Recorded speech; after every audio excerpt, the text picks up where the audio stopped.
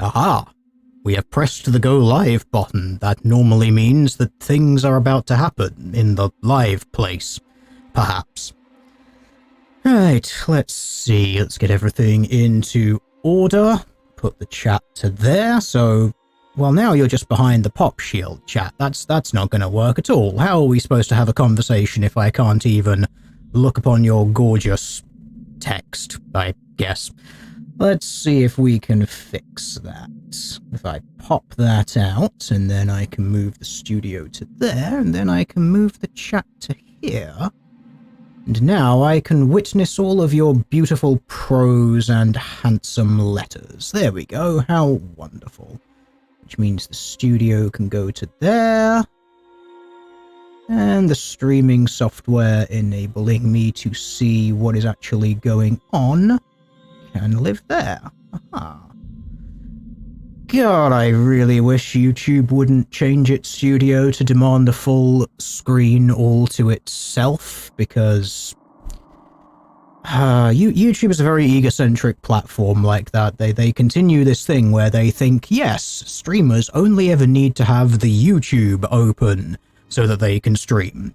Even though we specifically say, well, are you going to be streaming using third-party software such as OBS or XSplit or something like that? And, well, the answer is yes, I am going to be using third-party software. They even have that little toggle option in the studio, but they didn't seem to design their studio around the idea that if someone is streaming, they will have a full-screen application or whatever they're presenting on one screen, which therefore would leave a second screen, logically, for half the YouTube studio and half the streaming software, or, in this case, 1/3 streaming software, 1/3 YouTube studio, 1/3 chat.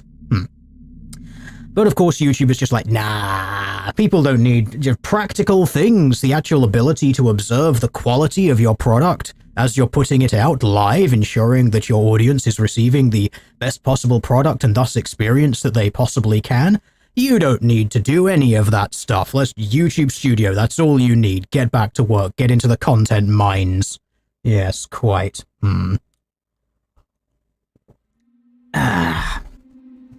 Apparently they also have a thing. What is that with ad block?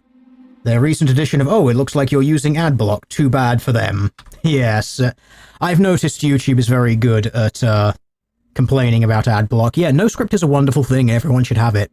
Two extensions you should always run in whatever browser you can if you are able to. Some kind of ad block and NoScript, because ad block detecting stuff on websites relies on a script that NoScript can block, so there's no way around that for those websites. So you then get to say, hey, I'm not seeing your adverts. Screw you. You make no money off of me using your platform. Ha ha ha ha ha. I am a dick. And that way we get to use all of their bandwidth while making sure that YouTube receives nothing in return, which is exactly what they deserve. So, hello chat, how is everyone doing out there? You might notice there is a spooky scary game up on the screen. It is the time of year known as October, or as the internet has come to colloquially refer to it, Spooktober. And unfortunately, this is a time of year where if you happen to have a YouTube account, you are contractually obliged. I believe it's actually somewhere in the TOCs that you click agree to, that if you have an account with Google YouTube, you are obliged legally under threat of court action to play a spooky game sometime in October. I'm pretty sure it's in the T&Cs, and therefore my hands are bound. I must do this, and you must sit and watch. Because we have to play by the rules, I'm afraid, chat. This is YouTube, remember. We have to live under our glorious draconian overlords, and we will do whatever it is that they desire of us. Apparently. Why the hell not? If they're going to force us to do something, we can at least do something enjoyable. So this is Alien Isolation. It is a wonderful, wonderful game. It is a first-person survival horror game. This came from Sega and Creative Assembly. Yes, I am aware that a lot of people are unhappy with Creative Assembly. As of late, I myself am one of them. But that doesn't mean that a game that they made 9 years ago now ceases being good. And I do consider Alien Isolation to be a pretty damn good game. I would certainly say that it is the best... Do I want to say best Alien game? I'm going to say best Alien game, and that is specifically in use of the term alien, as in the first film in the thing that would go on to become the Alien franchise, because it is heavily inspired by the first Alien film, which is far and away, of course, the best. And I consider a lot of the other Alien games that have been released to not necessarily be Alien games, but to be more Aliens games, as in they've been quite heavily inspired by the Aliens film. That would of course be the second one in the franchise, because a lot of other Alien games rely a lot more on the running and gunning, shooting, pew pew pew, cowboys in space, we're gonna gun down all them little grey men sort of a thing, which is why I always consider this to be I would consider this to just be an Alien game as opposed to the Aliens game, and in that regard I would consider it to certainly be one of the best ones. And for one of the reasons for that is somewhat controversial for some people, is the Alien AI, insofar as there are technically two AIs that you're playing against in this game. One is, of course, the global AI, which controls the general conditions of the game, and the second one is the AI of the Xenomorph, which is attempting to give you hugs throughout this entire game, because of course there's no death in this game, nothing bad happens, it just really wants to give you a hug. And we are attempting to avoid the hugs because we do not want the hugs, we do not consent to the hugs. An alternative title for this stream, which I was working on, was going to be Jeffrey Epstein Island Simulator in Space. But I figured that if I did use that title, we might get banned, because we know YouTube's position on that particular topic. So we're going to just go with things that like giving you hugs in space. And the AI of this game, well, we can get into it and we can discuss that a little bit as we go through. This is where we find out that everything isn't working as intended in this game. As I did mention, this game is 9 years old now. Gosh, it makes me feel so old coming back to it now. But the last time I played this game, if we were to go into the Alien Isolation mode, if I were to choose to load a game, where was it? Oh, was in 2016. God, isn't that just... I've completely forgotten everything about this game. I barely remember anything. Like, plot-wise, what the order of things are. I vaguely remember it. Vaguely. We'll get back in and hopefully it will come back to me. We'll see. But for the most part, I would just like to enjoy it, and we'll see how it goes. Obviously, this is a first-person game, so we'll see how it plays with my general motion sickness. Hopefully, I can actually go through this in somewhat a reasonable time or reasonable fashion for you, and not have to occasionally stop to enjoy the scenery. Although I will say the scenery in this game is quite spectacular. The set designs are very heavily inspired by the Alien film, and they've really... The design department overall, they really knocked it out the park, I think, with the overall atmosphere. Well, shall we just go straight into nightmare mode? No, we're gonna go medium, because harder difficulties, especially seeing as I don't know how the motion sickness is gonna kick in, I might not be able to do things fast enough nor reliably enough to survive the hard mode. So we'll go in straight down the middle here. Yep, overwrite the old game. I have no idea what the hell I was doing in those anyway, so we're starting again. Visibility! Well, high gamma pro gaming would suggest that this is what we want, but in line with the general desire of the game, I think that looks about right for me. Let's go.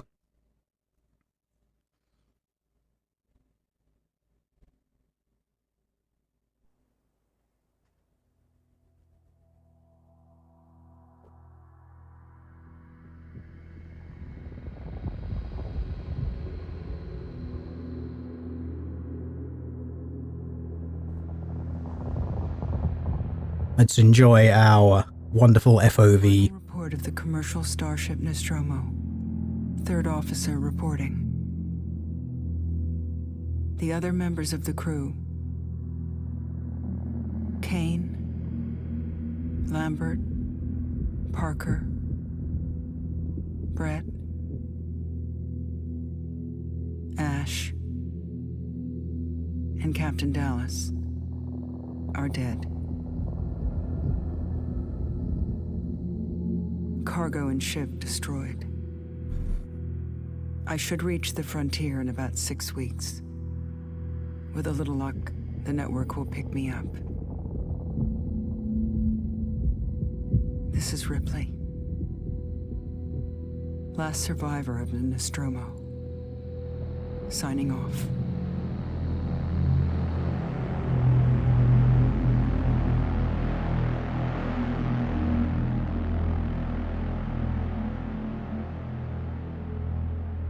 Yes, indeed. What a wonderful, ominous tone. I would like to avoid speaking over some of the FOV because it is rather good, but equally we do have to test the audio balance at some point.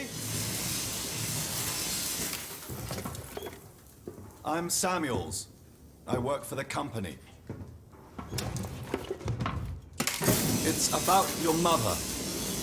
We think we may have found her, Amanda.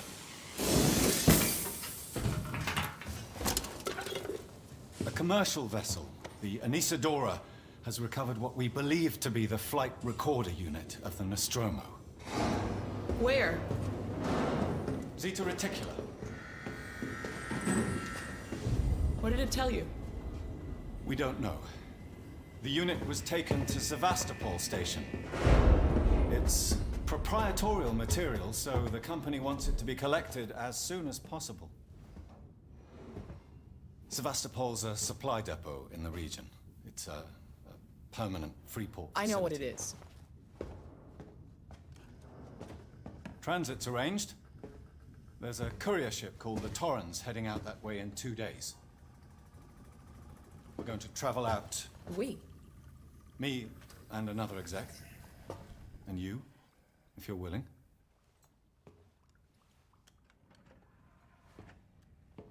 Look, Ripley, when this job came across my desk, I read the case history.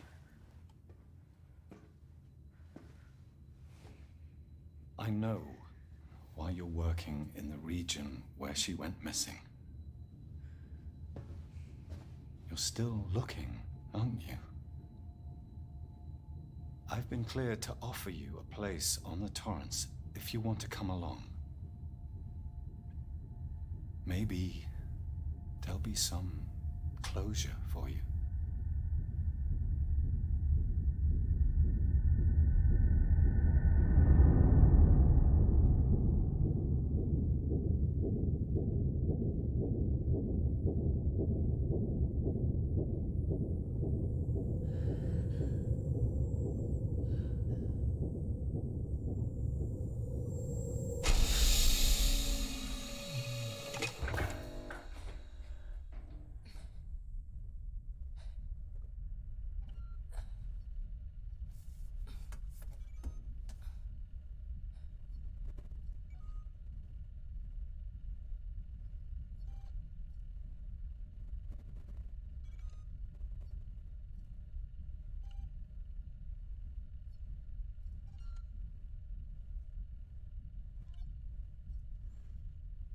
Okay, I think this is the intro part of the game. I think we're done with FOVs if memory serves. There might be some in-game dialogue here, but I don't remember fully.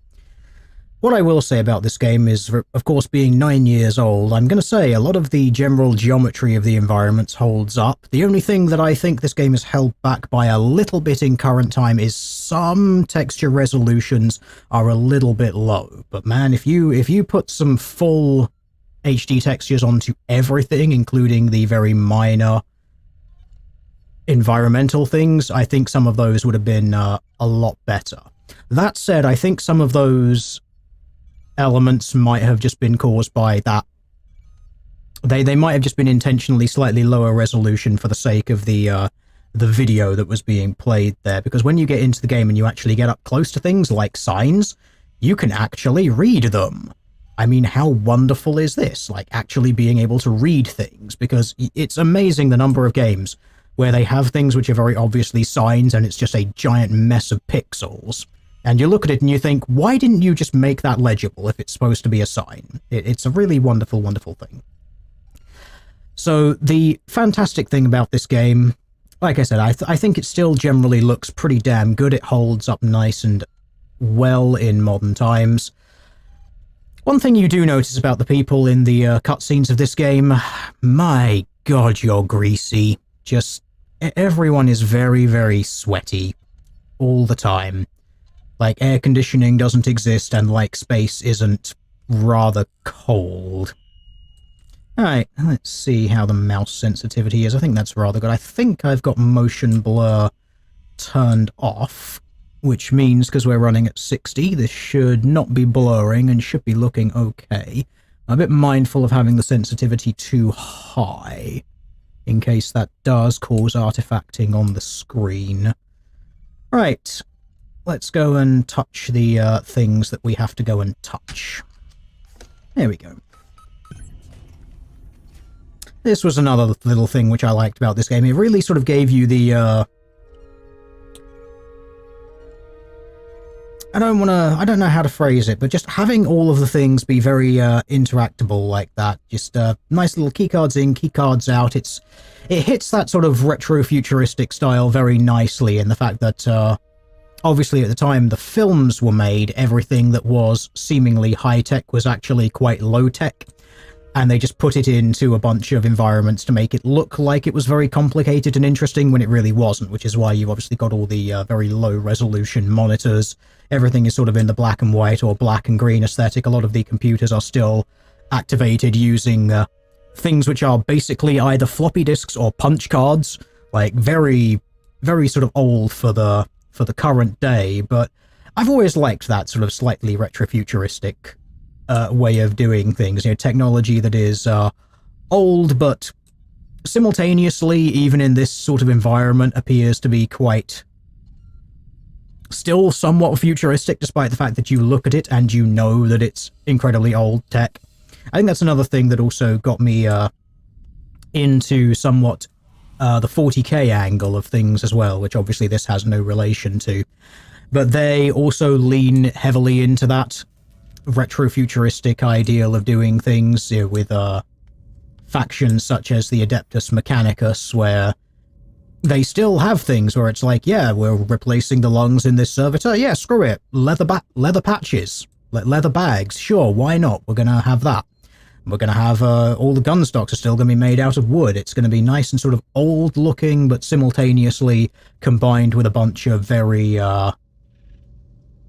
new technology. So it's combining the new with the old, and you get that sort of wonderful look of things which are old but simultaneously very futuristic and technologically advanced. It's a wonderful aesthetic, something which I really do quite enjoy. And you see the fact that it's like, oh look, punch card activation, there we go. I bet most people who are alive today have never even used a punch card computer. Yeah, those were the days where you were like, ah, yes, I need to load this piece of information. Let me get out this piece of card, and I'm going to slip it into the reader of the card, into the card reader, and then it's going to actually physically, you'll hear that nice as it reads it.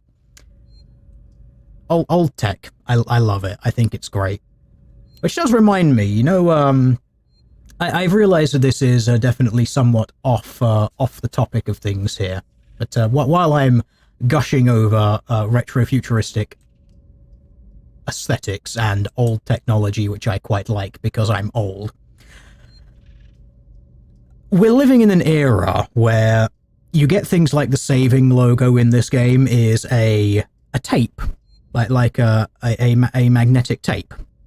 As the older members of my audience will know them, tapes, as in 8-track player kind of tapes, which were used in computers as well, just as general magnetic tapes. But we're also living in a time where you get little save icons as floppy disks, and there are people alive today who have never even seen a floppy disk, let alone have any idea what it is.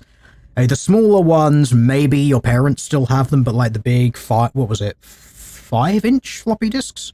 It was 3.5 and 5, I think it was. Even I'm forgetting because it's been so damn long since I've used them. It's interesting that we still use those things, and you sort of realize we might be in a time where Zoomers know those things as just saving logos, but actually have no idea what the hell the tech is that it's actually referencing. I'm pretty sure I needed to go and touch the computer back there. I think that might have been a we're going to give you some deep lore for the background stuff.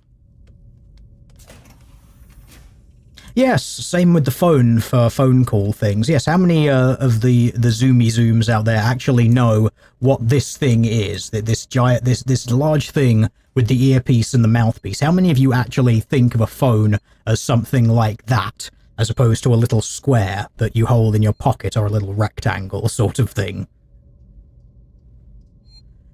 It's always fun seeing how quickly that turnover is going when it comes to technology these days, because it's really something that's only happened quite recently in the last sort of 50 years or so.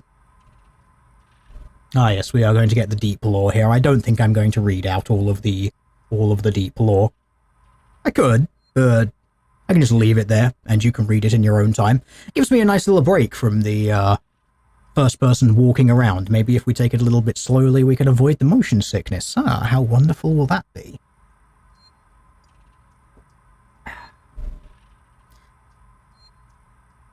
Yes, you would assume that space stations would have AC, wouldn't you, chat? You'd think so, because your climate is entirely artificial, so why would it not?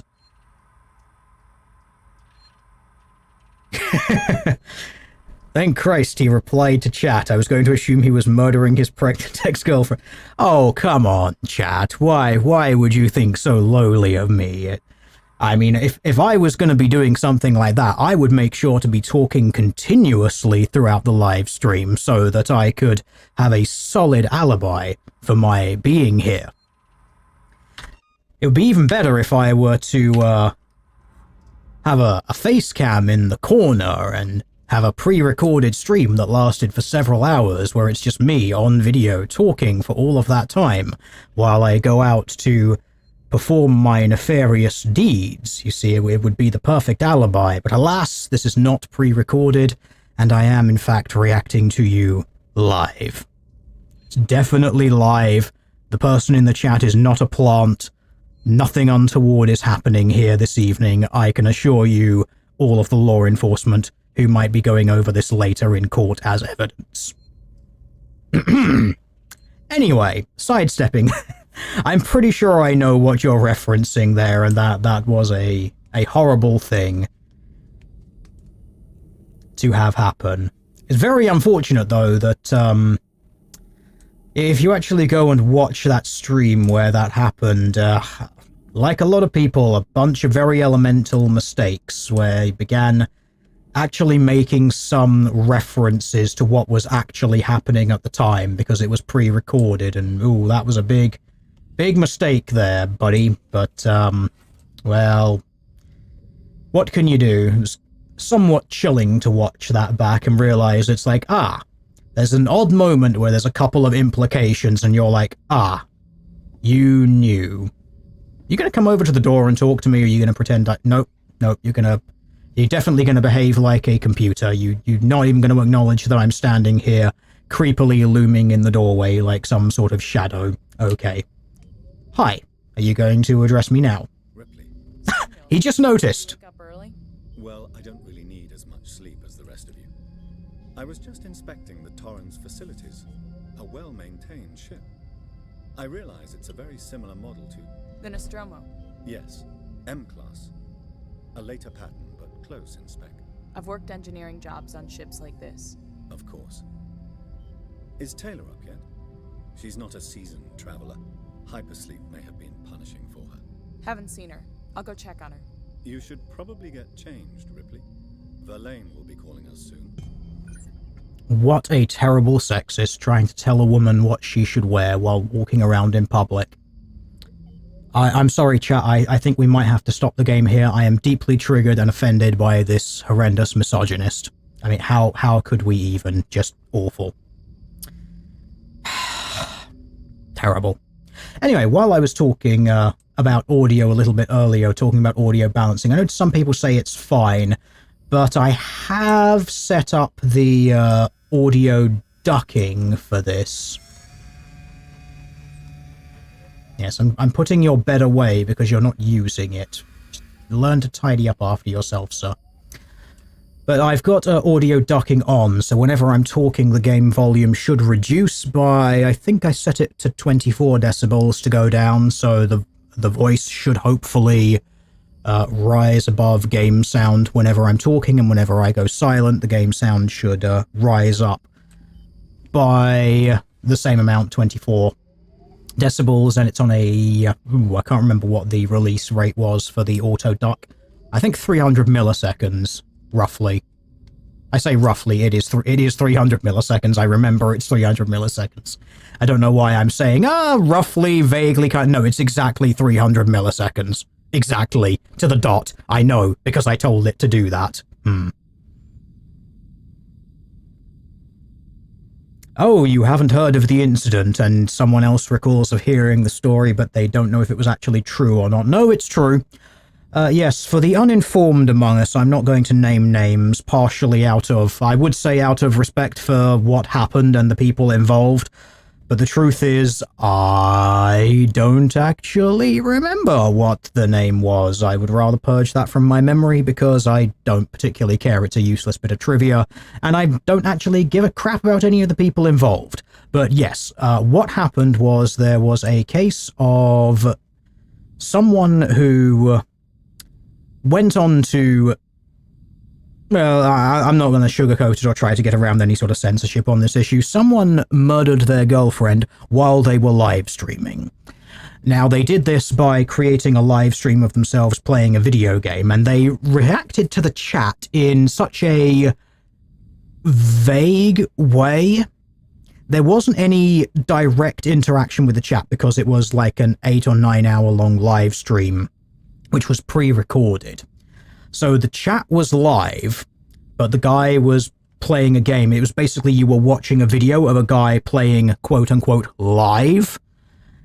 So there were occasional, like, reactions to chat things, but it was very sort of vague, where you'd sort of look at chat and be like, oh, yeah, okay, sure, whatever, you know. Really sort of vague things like that. It was obviously designed to give this guy an alibi while he was out committing the act. He was, of course, eventually caught because of other information that came out later.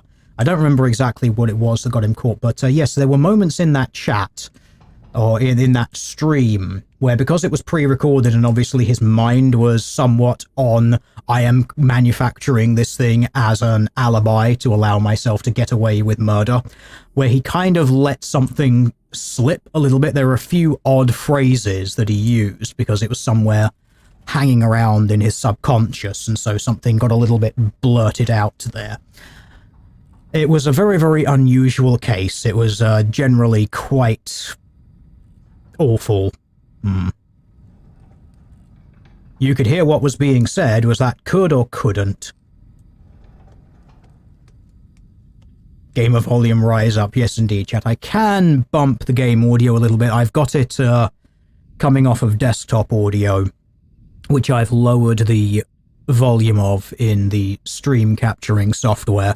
So it might be a little on the low end. I will observe the sliders when I have a chat with this person and see what it looks like, because my voice is coming in about -12 on average, which is where it should be.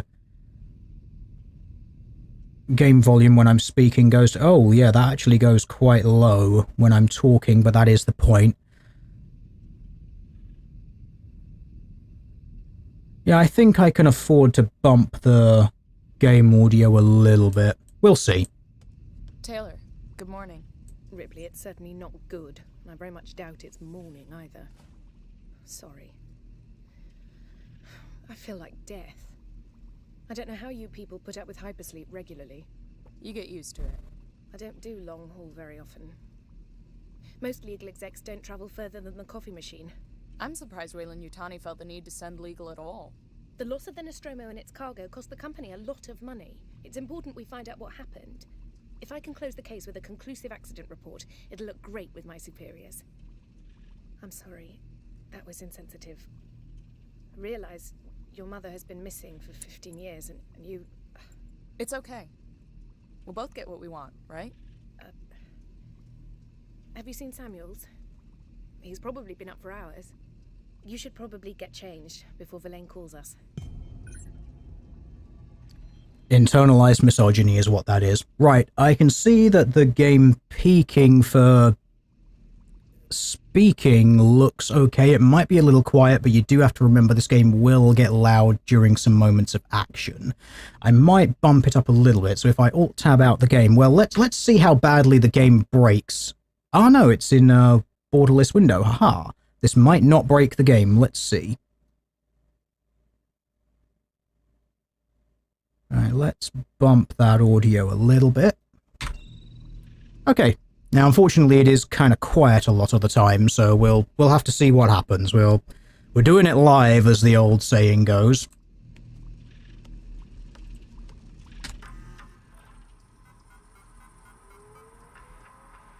You're going to play the VOD every Christmas from now on as a tradition. Ooh, that's, why the hell not, I guess. Ah, yes, the Nostromo log. Wonderful.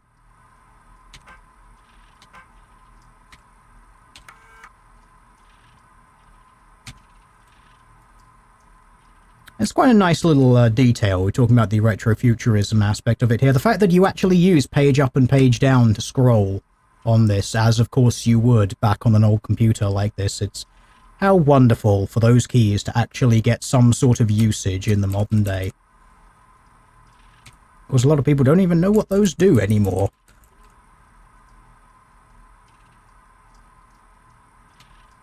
You were wondering what the channel was because of the name change? Ah, well, it's all part of my cunning plan to maintain a channel somewhere vaguely and disassociating it from a brand that doesn't exist on YouTube anymore because YouTube killed it. So why would you keep association with a brand that YouTube has intentionally killed? It's just kind of silly. And these are all the people on the Torrens. Wonderful.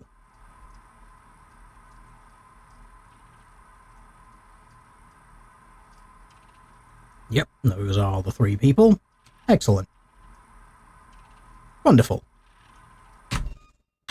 That is not the button I meant to press. That's the button I meant to press. Aha, there we go.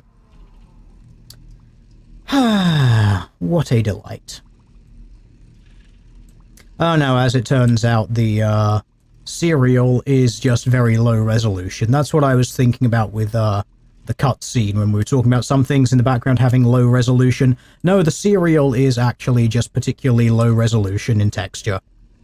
That is unforgivably bad as a texture map. Like, considering everything else around you, it sticks out like a sore thumb how low resolution the serial is. Very disappointing. It's not something that shows up very often, but, you know, there's a certain standard of resolution when it comes to textures that I think companies need to be a little more consistent about it, because you occasionally, if you get a fairly high texture environment and then you just get, like, odd items which are notably lower texture, like consider, for example, those loops compared to the, I'm guessing, cornflakes next to it. Like, the loops looks like a much higher texture, higher resolution texture map compared to those two things. Like, that is the sort of standard that the texture mapping should be for all of these things. Yes, I realize this is absolutely top-tier pedantry nonsense when it comes to looking at a game, but you can really, like, it really stands out, doesn't it? Like, the texture maps, which are far lower resolution compared to the higher resolution one, like, it really stands out, doesn't it? I am not the only one that can see that. A low-res serial is better for you, to be fair. Is it? I would have thought the high-res serial would have been better for you, because it's of higher quality, you see. I don't know, maybe low-quality serial is better for you, maybe lower-res serial is bad for you. This does bring up several questions as to what the hell these people eat. Apparently they just subsist off of cereal, and butter, and cream, and sugar. And more cereal. And ketchup. Gotta have ketchup. But yeah, it's basically just all cereal and cookies and crackers and coffee and yes. You get a lot of carbs. That's what I'm getting at. There's a lot of carbs in this particular future. Oh no, do you think that this game has actually predicted the insect-based protein of the future? This is all actually insect protein cereal, and this is why it's all cereal, because it has far higher protein content because it's all made with insects. The Aliens universe predicted everything. It's predictive programming, people. I'm not going to go full Alex Jones on it, even though I could, but I'm not going to. I should probably go and actually, high-carb futurism. Yes, indeed, chat. I should probably go to the living quarters and put on some clothes, as the person suggested that I do.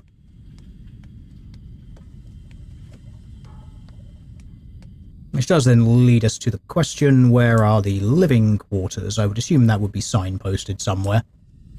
I get a little distracted sometimes with the eternal problem of chatting while you play a game. You do, of course, not pay as fuller attention to the game as you perhaps should do. That's a lift. Oh, no. Can I use a lift?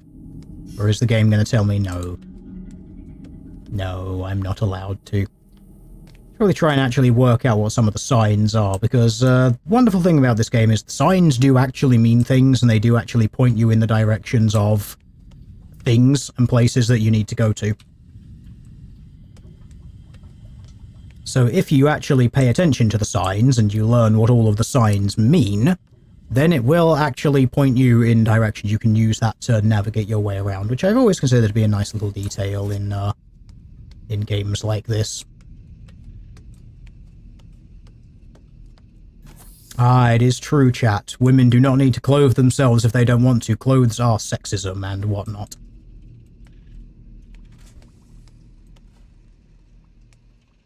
I wonder if there is actually anything else you can touch.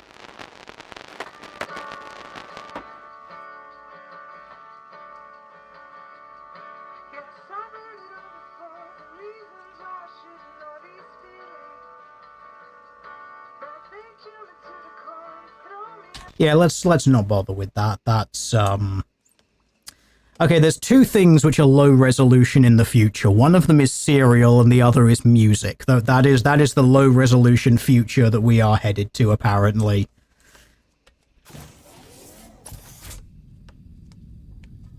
Yes, chat, it is probably the undergarments that we're currently walking around in, because cryopods and sleeping. It's a pity we can't just don a spacesuit and immediately get into that. There's a ladder that way, according to that sign. I should probably go and see if we can climb that or not.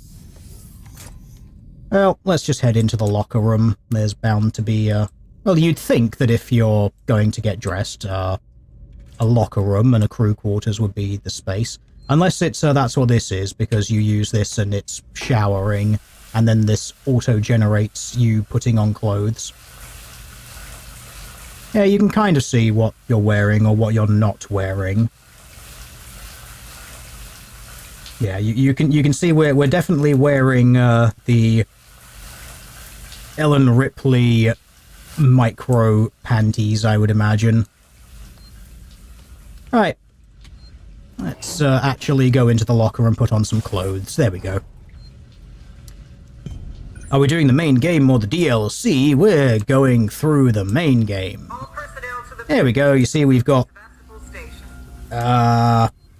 brandless trousers, which look like they have a shiny patch on the side, and some version of what looks like knockoff Converses, because some things never die, apparently. Yes, chat, that is definitely feet fan service for the degenerates out there who are into that sort of thing. Fortunately, those people will be blasted out of an airlock later on as time goes on, so... yeah. You heard right about aliens being linked to the Blade Runner setting because of the Japanese writing that's on them. Possible, but unlikely. You've got to remember that the company that these people work for is Wayland Yutani, and the Yutani part of that is Japanese. So it's possible that the reason... The Torrens is in very Yeah. She was a wreck when I bought her. Took a few years and a lot of contracts to refit. That's fine, I'll just be quiet. School game. Approaching Sevastopol station. Are we docking? I believe your contact is Marshal Waits, is that right? I'll hail Sevastopol and arrange boarding with him. Good. Let's get this done. Don't worry, Miss Taylor. Routine. In and out. Connor, how we doing? SMG loaded and calibrated. Approach vector locked. Prep comm so I can say hello. Channel open, Captain. Does everyone have their briefing document? You can watch the approach on the monitors.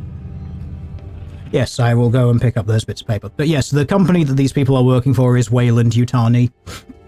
And the Yutani part of that is Japanese, and the Wayland part, I think, was American, but I'm not entirely sure. I'm pretty sure it's American, though. So that might explain why the writing has things or modules which are Japanese, because it's an American-Japanese company. So that would probably explain the mixture of characters from there.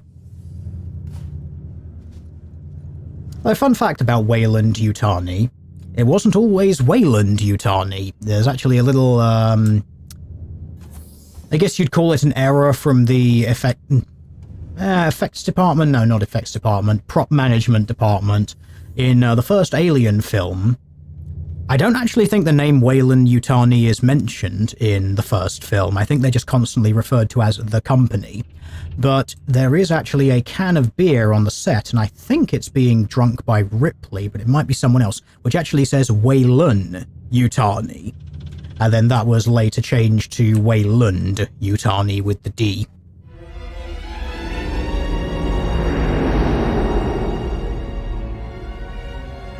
Can we see it? Switch to monitors. Sevastopol Station.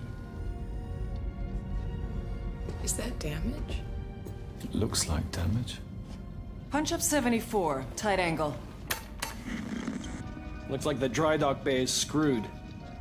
I can't bring the Torrens into that. This is a commercial vessel, Torrens out of St. Clair, registration number MSV7760, calling Sevastopol Traffic Control. We're carrying 3 passengers on a Wayland. Yutani Bond, you're holding the Nostromo flight recorder unit. We request immediate permission to transfer the passengers port side over. This Waits, Colonial Marshal, Sevastopol State, serious situation. Hello, Marshal? Marshal, this is the Torrens. Say again?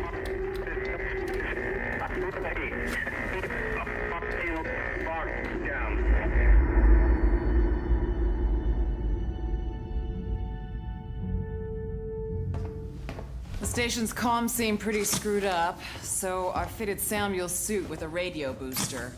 I can only keep the Torrens in transit for 24 hours. You'll have heard from us by then. Safe trip.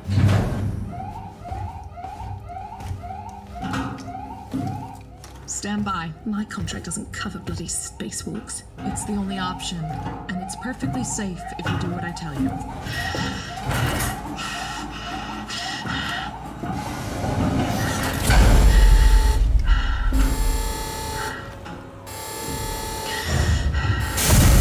Depressurizing. Fuck. Hating this. Just shadow me, Taylor. You too, Samuels. Affirmative.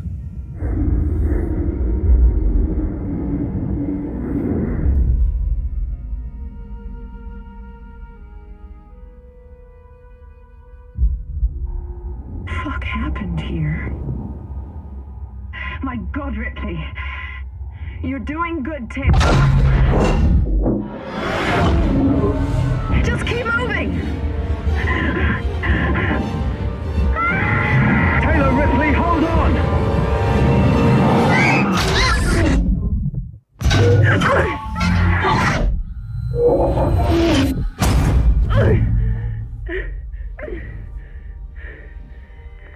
Samuels!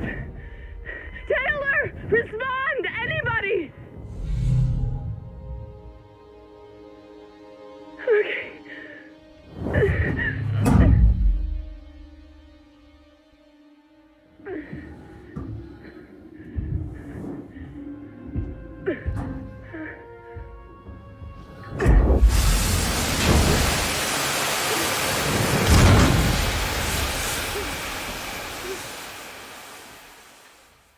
For someone who allegedly had experience with spacewalks, you'd think you'd put your feet down first before the artificial gravity would kick in.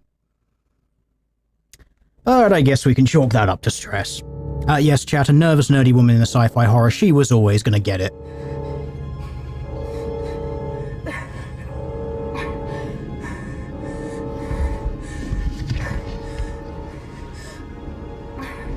Can we also take a point to notice the incredible annoyance of attempting to wear glasses in such an environment? First of all, because they would want to constantly float away from your face, which is presumably why the cap was holding the legs on. But man, can you imagine if your glasses just slip down your nose a little bit while you're in there and you're just like, I want to just poke them back up onto the bridge of my nose and I can't. There's a sheet of glass in my way. That would just be annoying as all hell. But even worse if they actually came off and just started free floating. Like free floating around just in front of your face a little bit. This would probably be why astronauts are supposed to generally have quite good eyesight, I would imagine, because you get to avoid having problems like that. Like, oh, my glasses, they're just floating around inside my helmet. Well, that's an incredible annoyance. Just getting repeatedly poked in the eye.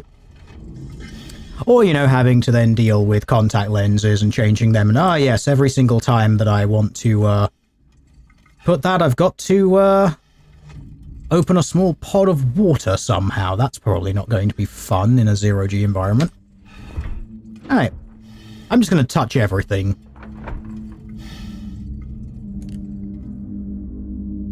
Yes, chat, glasses are annoying for things like safety glasses, although there are ones you can get which fit over them quite well. Actually give you quite a lot of space. Well-designed ones, anyway. I will put my personal vote in there for a decent set of DeWalt goggles.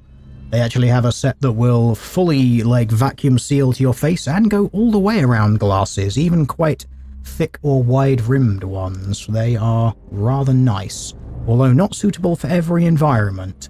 But if you're using them for general hard work and hardware work, things like that, you're just doing woodworking or any bits of masonry or angle grinding, they work absolutely perfectly. I am not sure I would recommend them for laboratory use, though.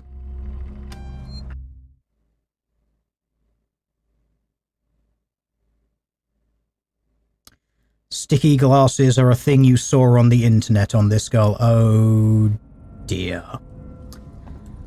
I'm willing to guess that that was something generally awful because it's the internet and, oh look, a character that was existed on screen for maybe about 2 minutes. Well, yes, we can definitely be sure that there's porn of that because the internet is a horrible, degenerate place. Alright, we do have the run ability now, which is wonderful. But we're not going to be doing that. Instead, we're probably going to be relying on the incredibly safe and very stylish D button. Little known fact about this game. I don't know if you can quite... Yes, you can. So if I up the game volume a little bit here, you'll actually be able to hear it. I don't think they've patched this. So I've put the game volume up a little bit, but if I just walk, you'll obviously hear the footsteps. Very quiet, but they are there. If you W and A, you still hear them. You can hear that very slight... However, if you WD, no footstep noises. If you S and D, no footstep noises. I don't know how or why that balance happened. Let's put the audio back to where it was. But it looks like that's something they did not patch. Come on, let's get the game decibel volume where it's supposed to be, about there. Right. So it looks like that's something they didn't patch. And I'm guessing this has to do with something to do with, like, units moved or how the game counts the foot spacing. Because you see, like this, you can actually sort of see it on the model, stepping, whereas if you WD, you kind of do this weird little skipping thing.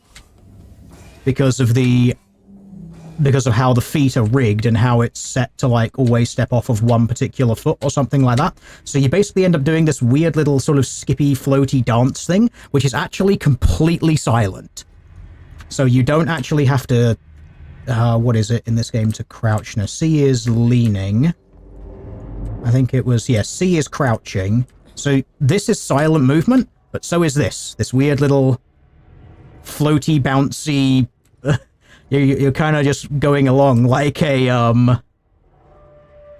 You're sort of prancing along like a baby sheep, just like bouncing through that. But if you're doing that, you are completely silent. No one can hear you. It's actually completely broken.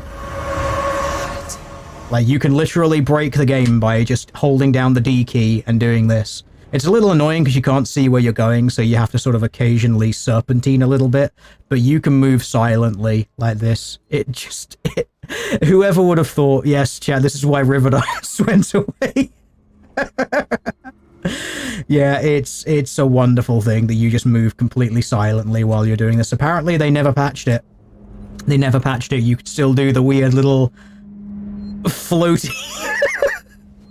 you could do the forever floaty little thing. I don't know if it works in vents though. That's the only thing. I'm not entirely sure. I think it does still, because even though the feet aren't on the model, the what is it? The way that the sound is generated, I think, still works. So I think it still works in vents.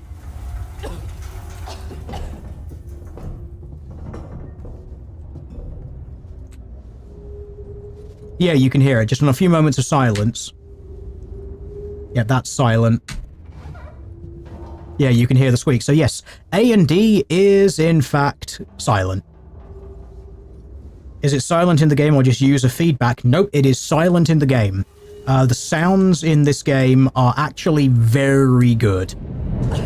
The general AI of this game and the overall feedback that it gives you is excellent for sound. So just because it's silent for you because you're doing this, it is actually also silent for the alien. I think if you turn too fast, sometimes it can proc a footstep sound, but no, it is actually completely silent for everyone in the environment as well. If it's not generating a sound for you, it is not generating a sound for anyone in-game.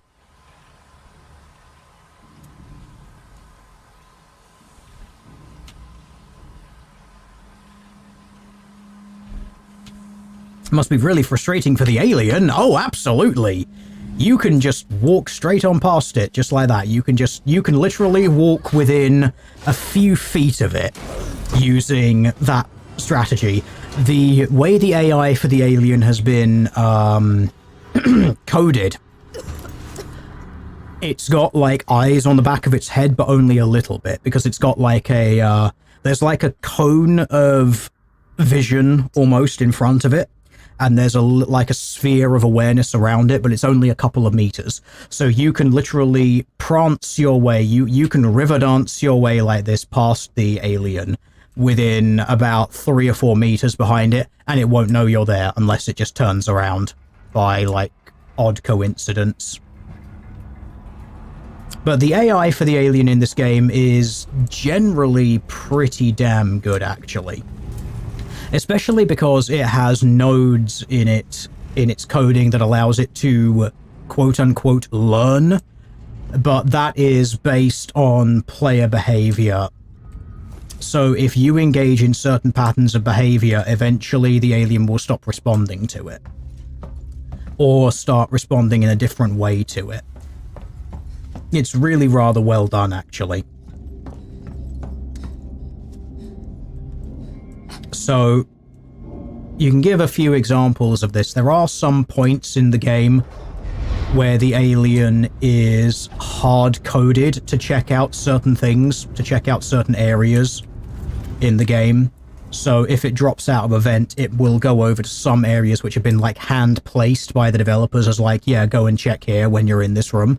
But there are other things that the alien will check, but it basically has in its AI effectively a sort of learning counting kind of system. So if you use like noise things to deter it or to distract it away from things, it'll like count up, oh, there's a noise distraction machine over there. If you go and look at it and then look at it a certain number of times, eventually it stops responding to it. So you can only use each of your avoidance strategies a certain number of times. Like, you, at some point in this game, you'll gain access to a flamethrower. It's incredibly effective the first couple of times you use it, but after a while, the alien eventually basically realizes, oh, fire is actually not something to be scared of, and it will just man-mode its way through it and completely wreck you. So it's quite dynamic in that regard. But this brings us back to what we were talking about earlier regarding the AIs of this game. There are actually two AIs. That is the alien AI and the master AI of the game. So the master AI of the game is the thing which governs the entirety of the world around you. It governs everything that's happening. The alien AI is actually independent of the overall, like, the global AI. So the global AI knows where you are at all times, but the alien will not. But every once in a while, the global AI will basically poke the alien AI and say, go to this area. Or the player character is within this grid of this area, and then the alien will drop in on that area and begin running its own independent AI to search that particular area. And then that's where you start getting those interactions regarding how you're going to distract it and whether it's going to get distracted by certain things. It also learns at random that you're hiding in a locker. No, the alien doesn't learn that you're hiding in lockers, but the alien is programmed to search lockers, because hiding in lockers is really, really obvious. The alien is actually effectively programmed to keep looking for you. So if you stand in one place for too long, it's effectively only inevitable that it's going to find you, because if it drops into a room, there's a pretty high percentage chance that it's going to be like, okay, the AI is in this room. The AI acknowledges that there are like 10 hiding places in the room. It's going to search a certain number of them. But if you continually hide in lockers, the AI will eventually basically start poking the alien more and be like, check more of the places. Like, instead of only searching 5, search 6. And then the next time, okay, search 7. And so it's going to keep learning like that, which is effectively means whatever you do to avoid the alien will become less effective over time. It's, like I said, I think it's generally very, very well done.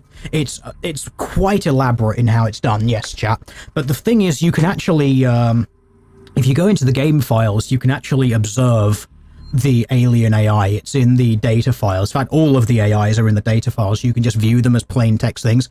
Obviously, it's a bunch of coding jargon. You know, it's like node do this thing, node this thing, node whatever. But you can actually see the values that are ascribed to it. And as far as I'm aware, those values change as you play, which I think also means that you can break the AI by just changing those files and saving them again, but I'm not entirely sure about that.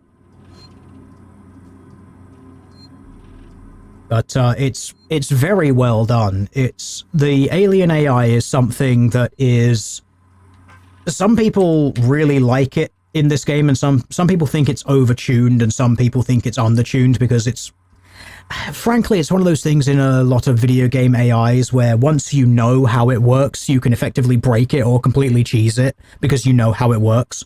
This one, because it's programmed with these variable numbers in it, variable numbers, also known as variables, because it's got these variables in it and it actually has a specific number to those variables, and that number can be changed by the game. It allows it degrees of independence or degrees of learning. Yes, this is the game where if you allow it to have access to your microphone and things like that, the game will actually be able to hear you. That was one of the things that they put in this game, which I think is only related to consoles which have microphones in the controller, because they couldn't guarantee that for PC, but I'm not sure. Hopefully, because I haven't enabled anything like that in this option, hopefully the game will not respond to me using this microphone to talk to you, which would be a horrible, horrible thing indeed if it is, because then I'm chatting to my chat and hiding in a locker and the alien's like, hey, why is the one person having a conversation with himself in a locker? I should probably go check that out. So let's actually pay attention to this, because this is actually somewhat important. If you're looking for the stash, you've moved it. Well done. You've hidden it in a storeroom, and the code is 0340. So these are things that you do actually have to write down in this game. It is, as far as I'm aware, this game doesn't actually auto-complete them. I don't think, anyway. You think you got caught a couple of times when you streamed it? Oh dear. Well, that's going to be a problem then, isn't it? But I don't know exactly what the microphone relationship is for PC, anyway, or how that works. I'm pretty damn sure it was a console thing.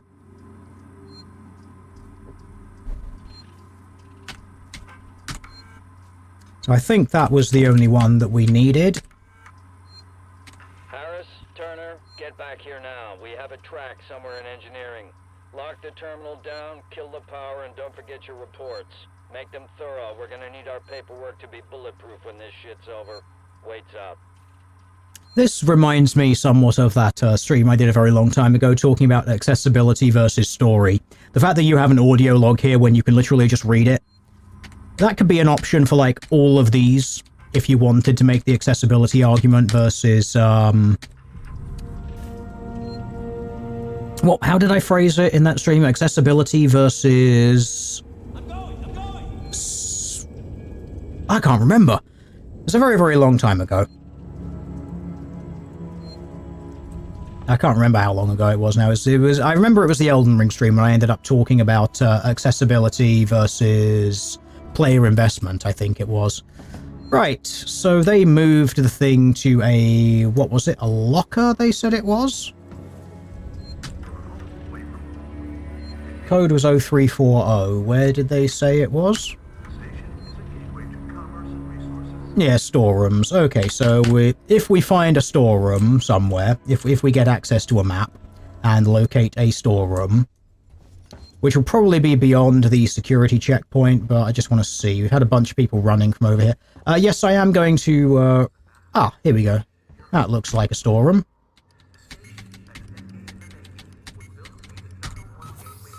Wonderful. So there should be a stash in here somewhere. That might have been it, the thing just standing there.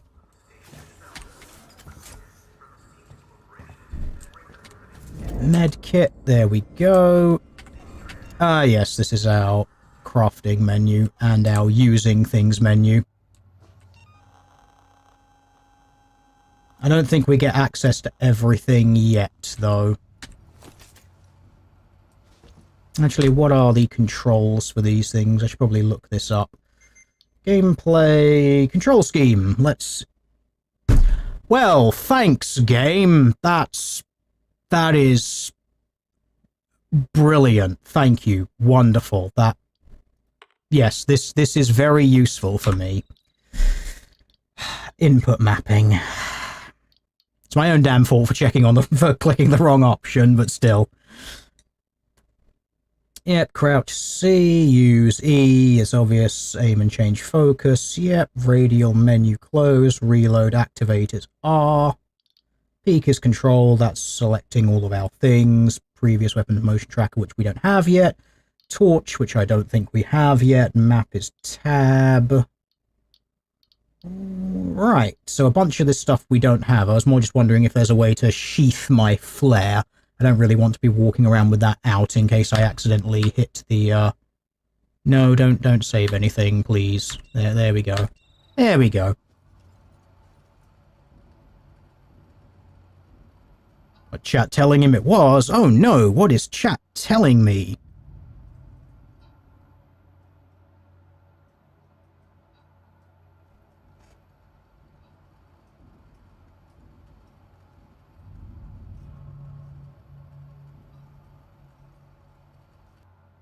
So, unfortunately, chat, I've just had a thing from a doorbell, so I'm going to go and check that really quickly, and I shall return in a few minutes, unfortunately.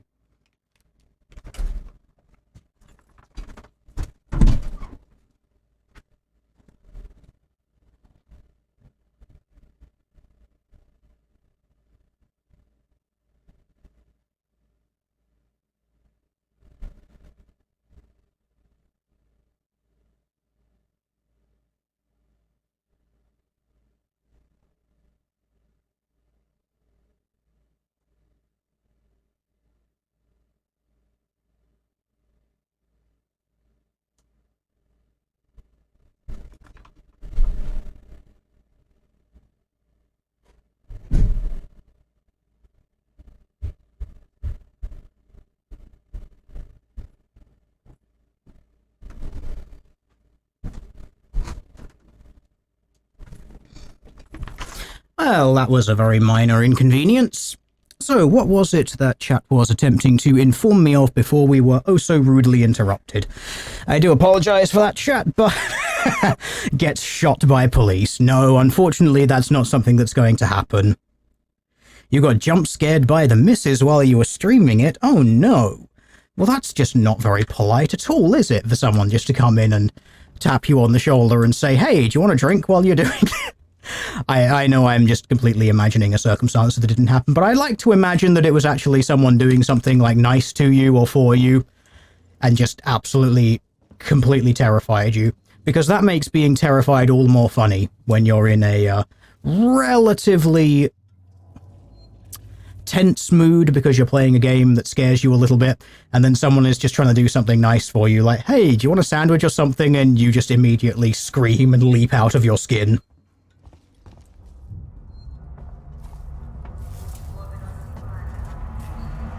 Right, now fortunately this part of the game is actually relatively safe as far as I'm aware. You actually don't encounter the alien in this game until I want to say chapter 2 or chapter 3, so you're actually quite safe in this part of the game. That's why I've been sprinting around a little bit, because you don't actually encounter anyone dangerous until I think the second chapter, like the chapter after this, I think, is when you start encountering people that are actually a problem to you. Or it might be here.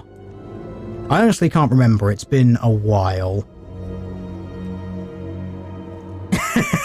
You got a plush face hugger for someone and put it behind them while they were playing without a word. Fantastic. I do find it quite funny that the extent to which the xenomorphs in this game have actually been made quite cute in some ways, like going through various bits of fan art. It's funny, humans' ability to make things both terrifying but also incredibly adorable. Yes, bad things are happening, we know. I have to go and locate the various tools that I'm going to be using throughout this entire experience.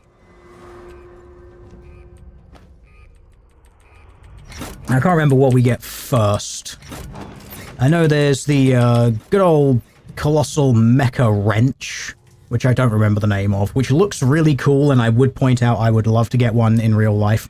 But then I also look at them and realize that it's basically a Stanley Fatmax bar. Like, it's basically a demolition bar. But it's supposed to be like maintenance jack, I think they call it, a maintenance wrench. It was something like that. Come with me and you'll be in a world of OSHA violations. Yes, the general everything in this game is certainly not great when it comes to health and safety.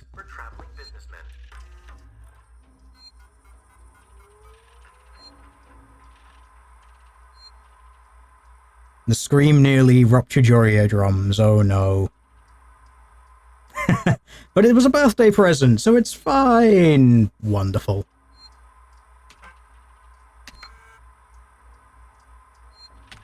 What an absolute delight. You can do the opposite too. Artists turn Pokemon into horrifying monsters. Yes, they do. I will admit I do quite enjoy realistic Pokemon pictures. Just sort of seeing, like, yeah, what would these things actually look like in real life? Oh yeah, the answer is horrifying for the most part. Speaking about things which are horrifying being made incredibly cute, there's a poster that was made for the Alien film, which I thought was quite adorable, and it was Alien, the short version, and it's just a picture of the chest burster hanging out the mouth of the ship's cat, which is, I thought that was adorable. It's like, yeah, that's actually probably what would happen if the cat caught it. You would assume that the chest burster would still have the acid blood, so probably not realistic, but an adorable thought nonetheless, that that thing would just be murdered by the ship's cat. Because let's be honest, it is perfect size and shape for murdering by cats. And cats are dicks who will kill things. Speaking of which, this stream is actually currently blessed by a cat. When I left this office to go and tell the wandering salesperson that no thank you, I don't want any, a cat has entered this room and is now sitting on the desk behind this keyboard, which is not particularly helpful since it is taking up space on the desk, but it is adorable. Although slightly less so when he starts putting his head onto the onto the external sound card and starts messing with all of the dials by ramming his face into them because he thinks it's quite comfortable. Or when he does the other very helpful thing, which is rolling over and extending a paw over the keyboard and pressing all of the function keys on my keyboard, which is really helpful. I will say that I am now intimately connected with all of the F keys on my keyboard and what they do in every single program on the computer, because he has pressed every single one while I use every single thing. Although it is slightly annoying to leave your, say, your browser window open, and then you come back to hundreds, and I mean hundreds, of help tabs which have been opened because he decided to put his paw on the F1 key and not take it off of the F1 key for a good several minutes. At which point you just actually have to close the browser and get on with your life completely separately. So, you know, I've got to say, he is definitely a very helpful boy. And he tries to ask how to help by opening multiple help tabs.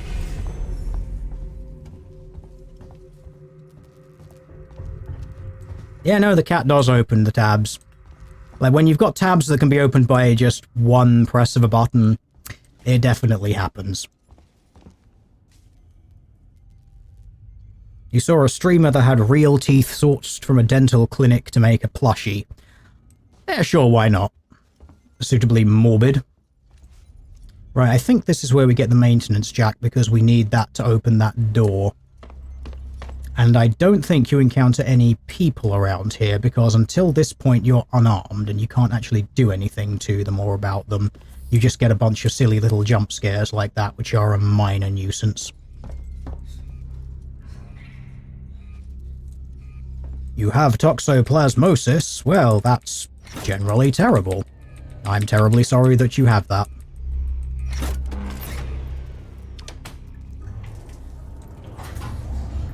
Right, that's our 2000 gigawatt generator running. Let's go and acquire the loot that has given me access to, and we shall go from there. I'm pretty sure I get the maintenance jack now. Yeah, because we've got all of these doors, which are the maintenance jack usable doors. Well, there was the other thing that required, what was it, the ion torch, but I'm pretty sure we get the jack first. Pretty sure, anyway. Oh yeah, chat's getting fast now that we've mentioned the fact that there's a cat in the room. Chat is just like, cat? Oh no, I think that's the room that has the... Yeah, I think that's the jack down there. I remember you get it off a dead guy. So we might need the ion torch first. Maybe. Ugh. I need all of the things that I do not have. How very typical. Your cat is constantly asking for help and you are ignoring it. No, I'm definitely not ignoring it. He's right there. He doesn't require help. He is currently asleep and has in fact face-planted himself into the side of my external audio sound card, which is very helpful. You were thinking of the cat brain parasite, but misremember the name. No, toxoplasmosis is the, toxoplasmogonadai, I think it is the cat brain virus.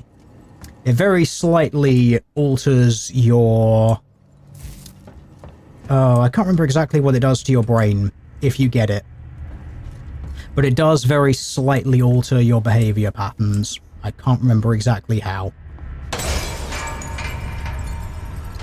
Yes, thank you, game. Oh yeah, I remember you go up there. I think you actually meet people up there.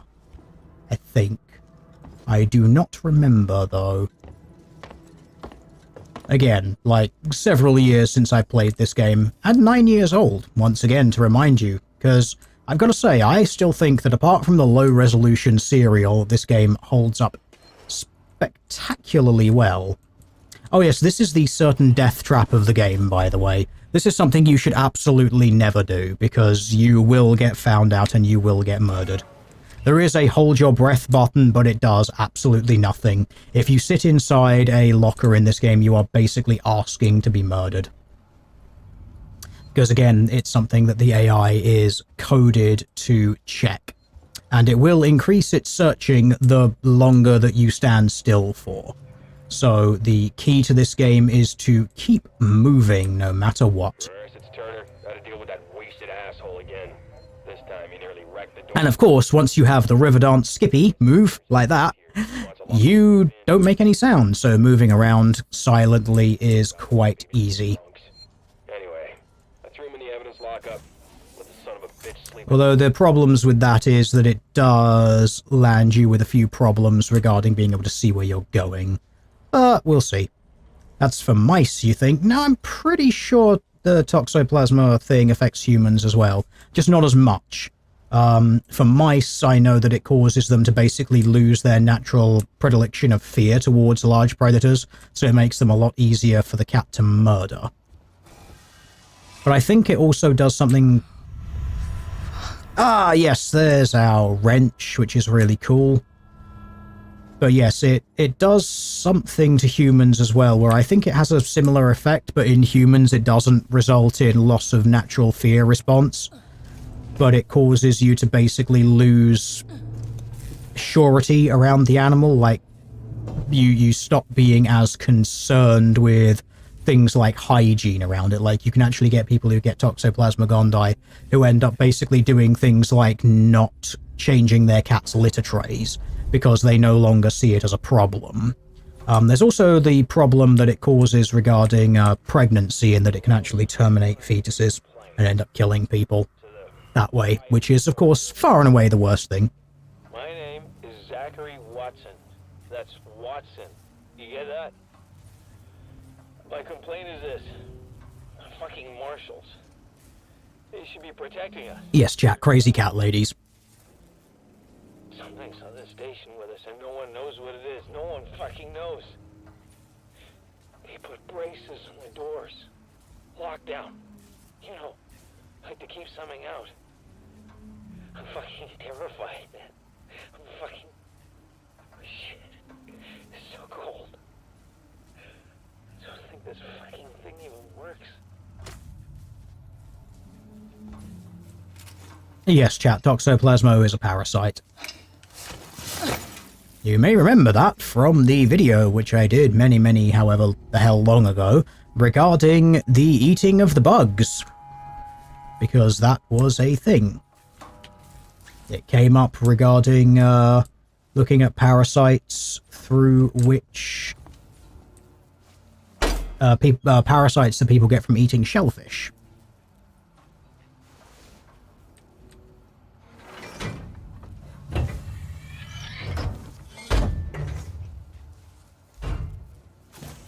Yes, chat, Crazy Cat Spinster is perhaps a little more accurate, although to be fair, you do get a bunch of crazy cat ladies who are married and have children. They just become crazy cat ladies because they genuinely like cats. Right, how do I whip my maintenance jack out and keep it on hand? Because it is quite a useful thing to have out, because you can use it as a weapon. Now, as a weapon, it obviously doesn't work very well against the Xenomorph, because the Xenomorph is, of course, unkillable. However, for everyone else in the world, that is, the humans, it's rather good. Revolver, shotgun, flare... no, none of those things are the maintenance jack.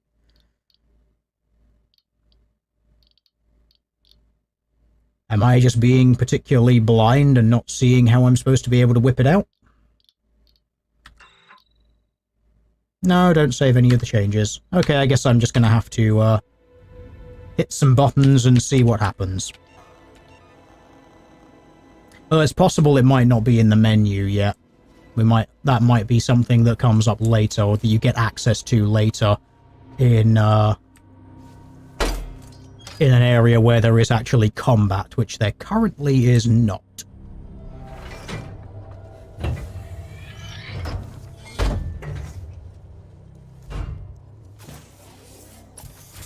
You're a bit stunned by how many of the official producers of bugs were infested with those things. Ah, don't be.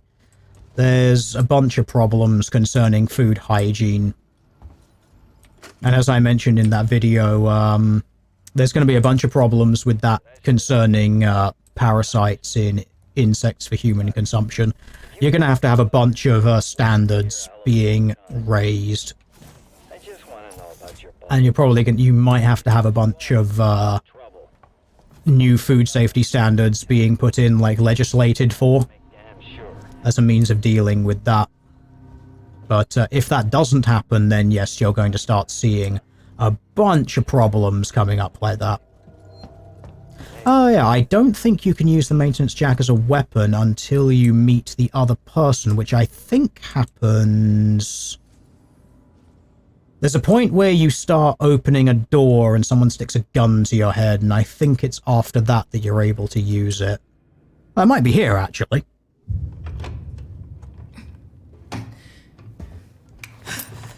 Stay still. My vague memories are vague but returning. Turn around. Come on! I'm Ripley. Where'd you come from? Ripley? Off station. A ship. There's no ships here! There are now. Well, that's good news. Because things are not so good here. Something blue just now. Rocked this whole place.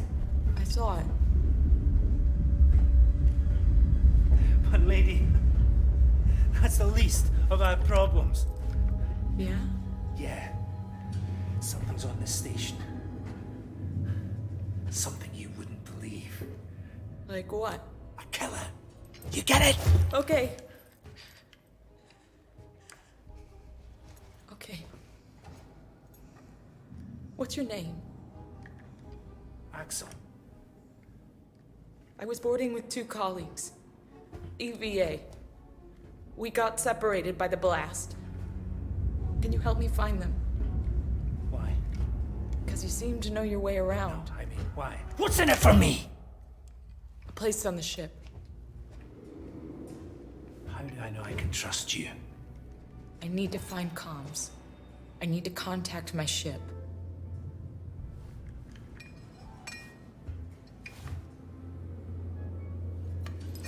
This is your lucky day.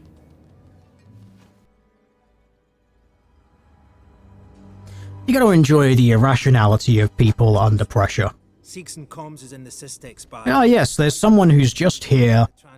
Screw it, let's have our immediate thought be to not trust them and stick a gun in their face, while being as vague as possible about the threat that you're facing.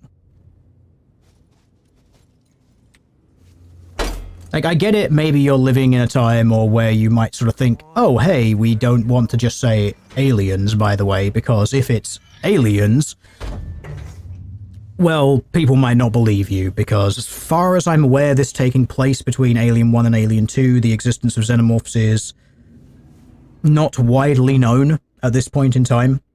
So it's possible you might not want to bring that up because it sounds absolutely insane. Was that you following? But still, you know, being as vague as possible, probably not the best thing to do.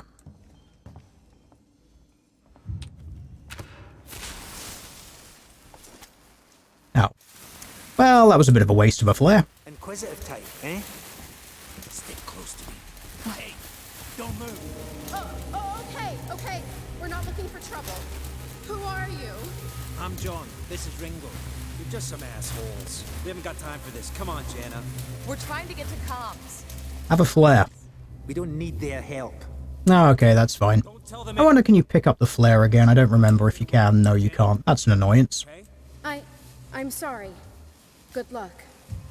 It is possible, chat, that he is not aware of what the threat is.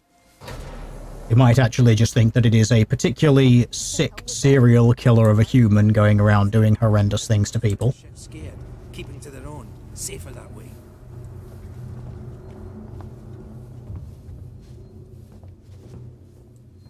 But it is interesting, and I think a very good choice of this game to set it on what is essentially a free port, because it removes the ability of effectively like a company sort of response, like a unified kind of response, as in if it took place on like a unified sort of, oh yes, this is a Weyland-Yutani station, then you'd think that there might be a little bit more of a power structure still in place. But having it as a sort of Freetown style port, you avoid that, which allows you to have people do things like this. You're breaking down into paranoia and extreme forms of tribalism when there would already be tribalism in the place. Let me get the elevator. Allow me. Yes, it is a little odd that everyone on the station acts like they're strangers that have met for the first time, but given the size of it, it's very possible that some of these people are, and especially considering that it is a shipping sort of arrangement where ships come and go, there is a possibility that some of these people might actually just be strangers to each other who have only met sort of for the first time, like today, yesterday, or within a fairly limited time. Keep the noise down here. There might be people around. I'd appreciate it if you told me what the hell was going on. Right now. Listen, darling. When we get to the ship, we can kick back, braid each other's hair, and chat all you want. Yeah, when we get to my ship. I need to know what's going on. Right fucking now.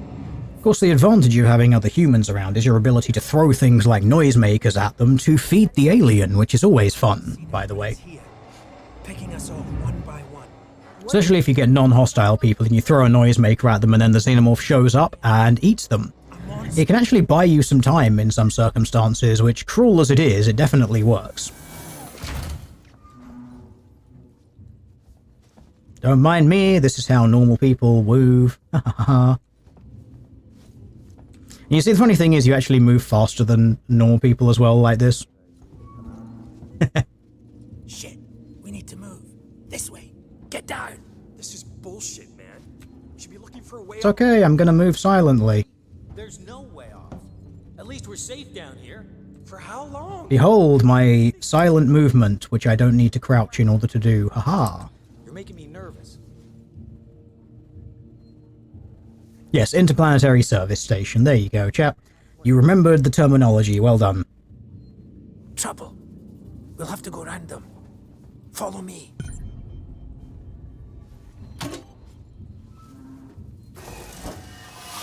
Yes, we're going to follow the crazy Scottish man. It's definitely a life lesson for you. If you find a crazy Scottish person armed with a gun, follow them. Friends of yours? I've had run-ins with those guys before. How many of the people you encounter aren't hostile? Not very many. I ain't pulling your chain down. In the early parts of the game, all of them are hostile. Because they serve as the first chapter, also antagonists before the xenomorph shows up. After that, it's a bit more of a mixed bag. Everyone's turning on each other. When it comes to humans anyway, but you also have to remember that you can test with the Seegson synthetics as well, which are another thing which is in this game. They're humanoid android things. They are basically all hostile to you past a certain point. Like when you first meet them, they're not. Then for a while they become hostile. I think there's another couple of areas where they aren't hostile, but either they turn hostile or you have the ability to turn them from one to the other. You can also use them to feed the alien as well, which is quite handy. I'd make a bunch of noise, throw them at that, and they will actually struggle against it a little bit as well. I think they last a little bit longer than humans do, so if you've got a choice between feeding a human to a xenomorph or feeding an android to it, I think the androids work better. That's if I'm remembering correctly. I'm pretty sure the aliens do go at them, though. Pick up the flashlight. Yeah, I know, but I'd like to save the game first. I'm also chatting to the chat. And I would also like to just have a look around. I didn't realize that it was a crime for me to just look around.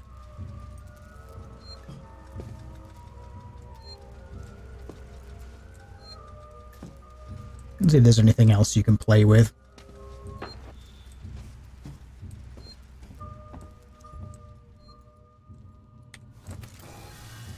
Psi injectors. I think that's everything from around here. Okay, well, I think I grabbed the torch, didn't I? Unless I was completely insane and misread that.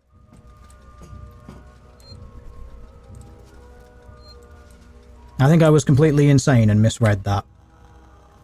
What did I pick up instead then? I'm pretty sure that said flashlight when I picked that up.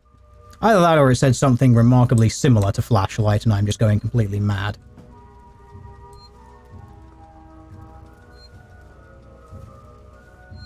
Wonderful little details in this game. Oh, hang on, no, I want to read the back cover of this book. When artists go to the lengths that they go to put proper textures onto things like this which are readable, I insist on attempting to find a way to do so. Although the text under the headline I think is too small. Well, that's a bit of a letdown. Calm down, alien, you're hysterical. Yes, quite. Okay, no, I picked up the wrong thing. That was just me being silly. Okay. And then I got distracted by environmental things of interest. I like world building in games. Not to flash it around. We don't want to get caught. Especially when you get little, nice little details in it around the place. Let's see if there's any other interesting little details, apart from the fact that someone was obviously living here. This way. Yeah, I know, but I want to look at the environment, because the environment is interesting. That is not the Weyland-Yutani beer, I don't think. No, it's completely different. It would have been an interesting little nod to that particular prop. Again, I don't know if I want to say error, because I'm not sure if it was an error or a miscommunication between the props department and the director. I marked it so I wouldn't forget it. Yes, but I have to charge it up first. You're not going anywhere until you find that vent. Yes, I am aware, game. I've picked up some batteries. There we go. More batteries.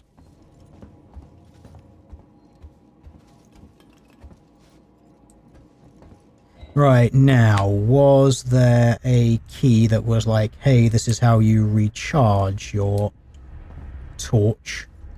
You know, I'm not going to press R to activate, because that's going to activate my flare, and I don't particularly want to activate my flare. I would rather use the... Oh, there we go. Now it does it automatically. Excellent. Of course, you can just walk around and rely on the fact that interactable things glow when you get near them. Yes, you are catching a Banana Monster stream. Well done. Congratulations on arriving 90 minutes, actually no, longer than 90 minutes, about 100 minutes after the stream started, which actually means that the stream is going to be ending shortly anyway. I'm probably only going to go for another maybe 5-10 minutes, something like that. And then we will wind things down because I have other things that I wish to do this evening. Well, I say wish to, there are other things that I must do this evening. Alright, quickly have a scan around. Okay, so we're going to head to the vent which was over yon. Hold on. There we go. We have located it. It's so dark the shinies make a bit more sense. Yes. I knew it was here somewhere. Thank you for streaming. Well, you're quite welcome. I don't know what else I was going to do today, so I decided to do that. Mostly because I just need a break from reading everything which I'm currently reading. I should really explain that for people who have not been following all of the other alt-tech things and everything else that I do around and about the place. I am presently reading through a very large stack of feminist literatures, indicating the spiritual origins of feminism and how it absolutely is a religion and always has been. and I've been reading through, I'm about 2.5 books deep into it, and man, I need a break because there is some insanity in it. The first book, which I put that video out about a few weeks ago about it, Women's Reality, that is very much a feminist one. That was insane. I finished going through another book. This one was actually being critical of the idea. I say critical of the idea, it's broadly critical of feminism, called occult feminism, which loosely does what I'm doing, but nowhere near, sort of in as much, I don't want to say nowhere near as much depth. It's using a lot of data points, which I'm already aware of, so a little less useful for my purposes, but I'm still happy that that book exists. It's given me a few more names to look up and a few more books and papers to go and investigate in my own time, so I'm still happy that that existed.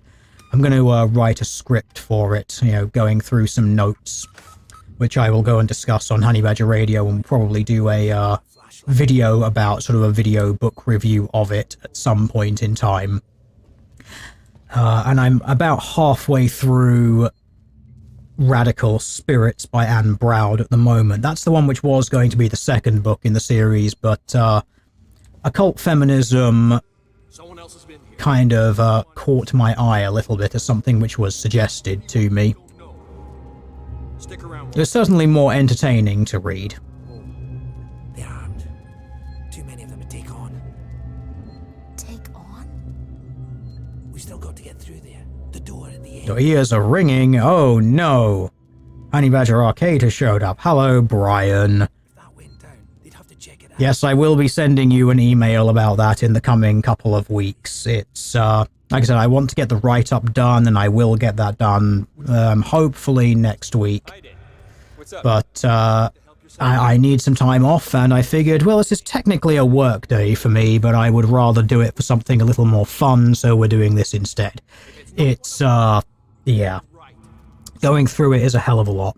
I will say that going through the occult feminism book, which I've gone through, it's a little light on some of the citations for it. A lot of it is basically just the author stating things, which is why I have to go and look up a bunch of it in my own time, which I'm going to do.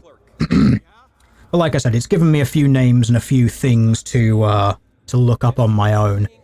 But going through Radical Spirits, that's a lot more of a slog, because I'm going to say that Anne Browd, who wrote that book, did a spectacular job with citations for that. There's a lot more information in that book, a lot more papers which are cited, a lot more other books which are cited.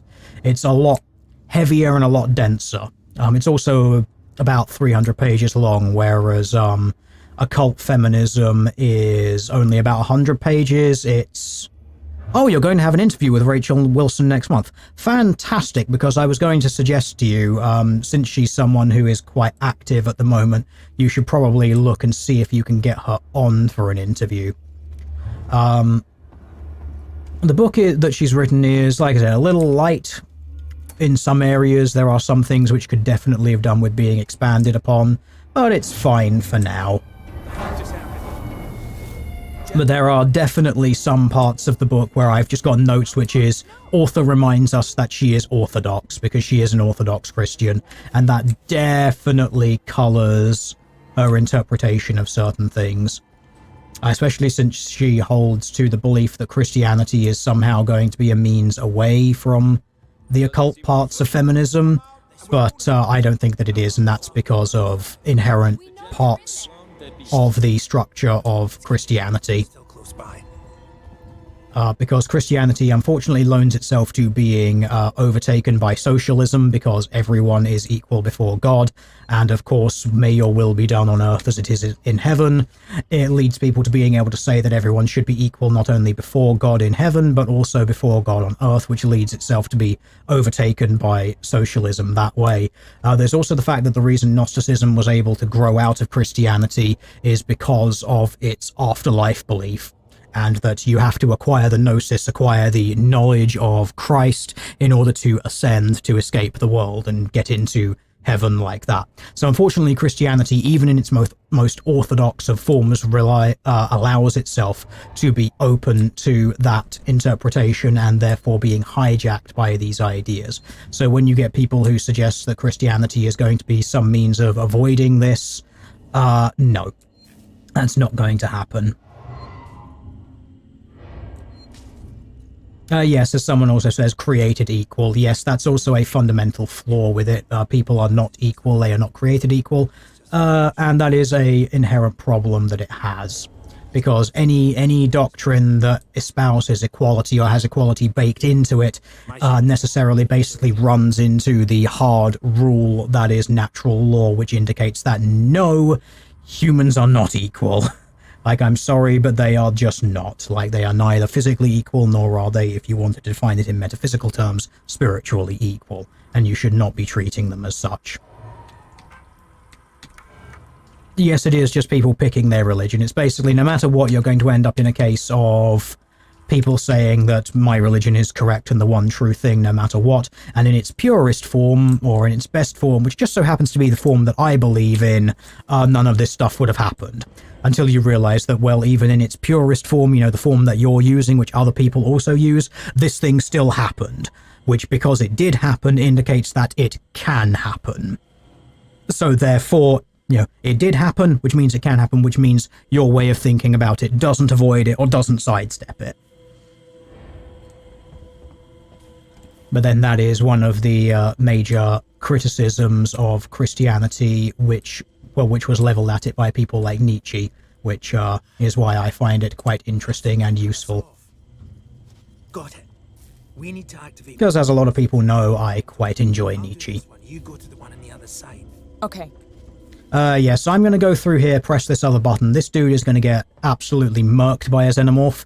And then I'm going to stop the stream there, because actually I have other things to do. So we'll do this. This dude will get murdered in a hilarious way, and then we will wind things down.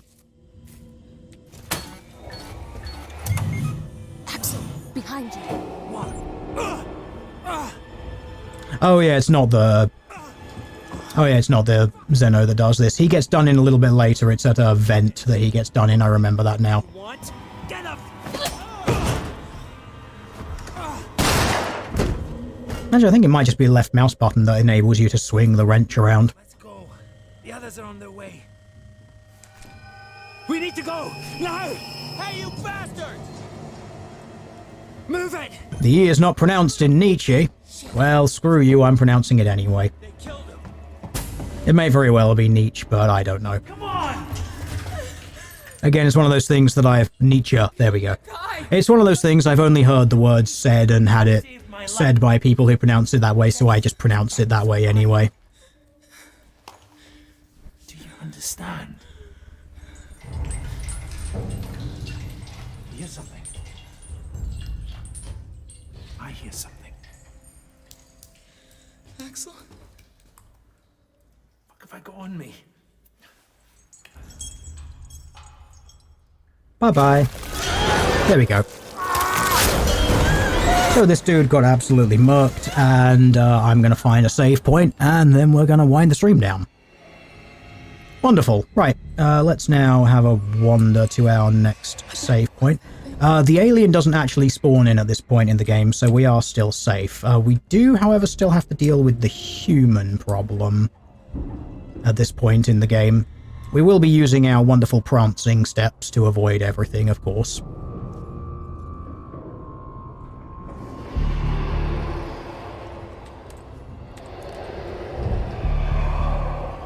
Yes, chat, it is absolutely the BDSM chamber because of the chains. It's based on one of the rooms in the Alien film. Yeah, there was that one room in Alien which actually has a bunch of chains hanging from the ceiling. It's one of those interesting shots which I remember quite well because of how incredibly sort of obvious it is in a lot of ways. That the camera... It's in that thing, there's a bunch of chains hanging from the ceiling and there's like water dropping down, which I don't know why there's a leak in the... I don't know why there's a leak in the spaceship, but there is for some reason, because the guy goes in and like puts his head under the under the drips, which again, probably doesn't seem like such a sensible thing to be doing. But there's quite a lingering shot where the camera like pans up a bunch of chains and it like pans up the alien's tail, and actually like the scene actually like holds on the xenomorph like puppet for quite a long time, but it's actually quite difficult to see, and I think that's actually somewhat a testament to how good the puppet design actually is in the game. But there are actually several times in the film where it's in basically full view of the camera, or not necessarily full view, but definitely on screen, and you just don't notice it because of all the pipes and everything that's around it. It's the design of the xenomorph is really good and was very well hidden in some parts of the scene like that. Although I still can't help but laugh though at the scene with the alien in the vent. You know, when it actually attacks the guy and its head pops up and its hands pop out, and every single time it's like, ah! And I just can't help but hear like a little one of those party poppers, and like that little kind of, you know, those things that you blow and it extends out the foil thing. I can't help but see that and have it and imagine in my mind it throwing like a bunch of confetti over the guy because of just how bad that one bit is, that one reveal. That's what I see. Maybe I should make a video version of that to demonstrate it, but that's what I see every single time in that scene, and it just makes me laugh. It's supposed to be horrifying, and it's very tense up until that bit, and then I just burst out laughing because it's like, hey, hugs! And it just always makes me laugh. Anyway, we've reached a suitable ending point here. There is a save point somewhere in this room. I am going to find it. I'm pretty sure it's in this room anyway. There we go. Aha! No. No. That's something completely different. No. Give me my save point, game. Aha!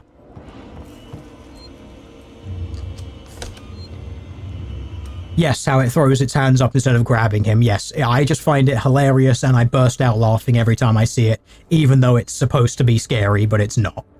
Anyway, we've made a save and we've got to the point where the xenomorph has vaguely shown up insofar as we've seen its tail. And I'm going to end things there because I have a few other things which I need to go and do this evening. So I'm going to say to everyone, thank you for joining me. You have witnessed the tail end of the xenomorph anyway.